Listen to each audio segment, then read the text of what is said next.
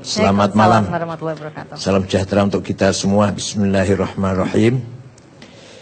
Pertama, saya ucapkan selamat ulang tahun ke-10 TV One mengawal NKRI. Semoga ke depan semakin berkah dan bermanfaat untuk kita semua. Tema memelihara persatuan di tahun politik sebenarnya, kalau yang dimaksud politik praktis kayak pilkada atau pileg, NU nggak ada urusan itu. Bukan domainnya NU. Tapi politik kebangsaan, menjaga NKRI, Pancasila, Undang-Undang Dasar 45, Bhinneka Tunggal Ika, NU mendapatkan amanat dari leluhur, dari pendiri NU sendiri, yaitu kakeknya Mbak Yeni, Kiai Hasyim Asy'ari, itu yang mengamanatkan kepada seluruh warga NU, 2 amanat, agama dan negara. Alhamdulillah sebenarnya kita jauh lebih baik daripada saudara-saudara kita di Timur Tengah. Betul, kita orang Islam, agama kita dari Arab, Quran kita bahasa Arab, Nabi kita orang Arab, sholat kita bahasa Arab. Saya pun jelek-jelek ya keluaran Arab lah, alumni Arab. Tapi yang saya bawa pulang hanya ilmu, bukan budayanya.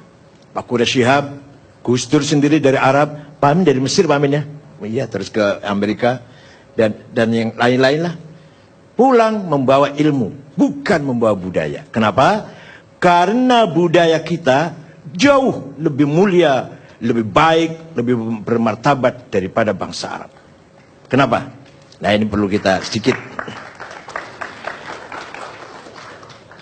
Sampai sekarang, semenjak runtuhnya Khilafah Utsman Ottoman, kemudian berdiri negara-negara kebangsaan, belum selesai, belum tuntas antara agama dan nasionalisme sampai sekarang.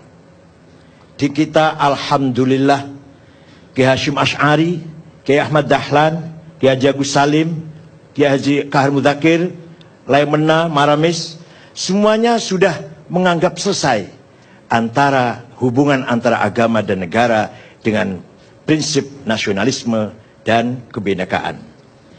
Kenapa? Di Arab sana, di Timur Tengah, datangnya ide nasionalisme dari orang luar. Mohon maaf Pak Romo, dari seorang Kristen Ortodok namanya Michel Aflaq, Damaskus, yang pertama kali membangun pertama ada partai politik di Arab, yaitu Partai Ba'ath, sosialis, nasionalis, sekuler.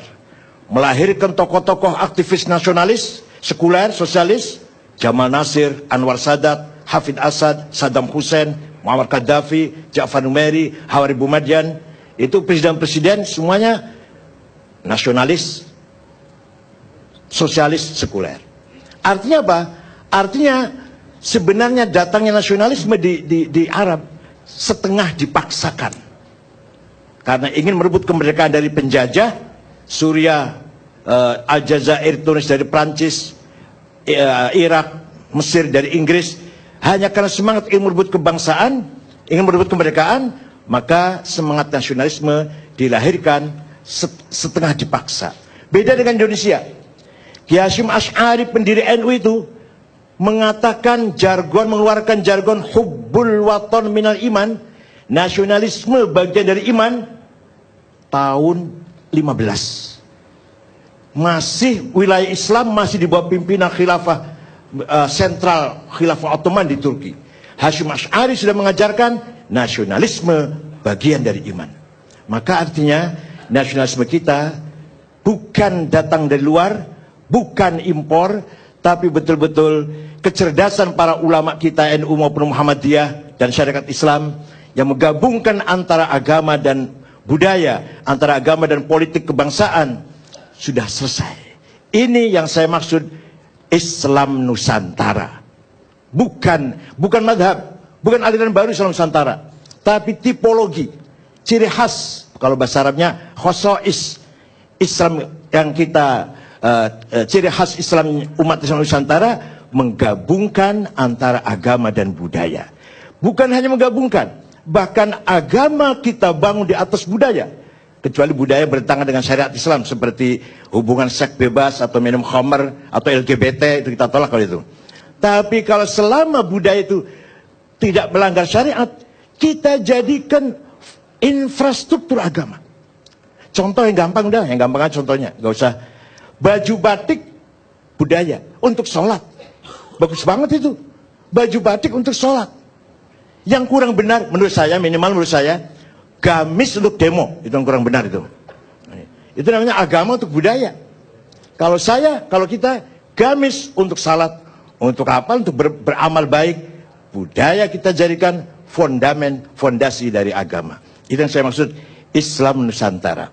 Oleh karena itu, di tahun politik ini sebenarnya kalau kita anggap hangat ya hangat, kalau kita lihat pada nature, asli budaya bangsa Indonesia sebenarnya tidak mudah konflik, sudah memiliki keyakinan harus toleran satu sama lain, pluralisme, kebinekaan harus kita hargai, itu sudah ada, kecuali kalau itu ada yang merekayasa.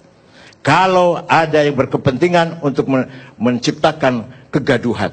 Kalau kita semua masing-masing sebagai pemadam kebakaran, pemadam konflik, insya Allah konflik tidak akan besar. Kecuali kalau ada yang merekayasa, ada yang bayar, ada yang ngebosin, jadi terjadi konflik. Baru itu besar itu. Baik, terima kasih Pak Yai.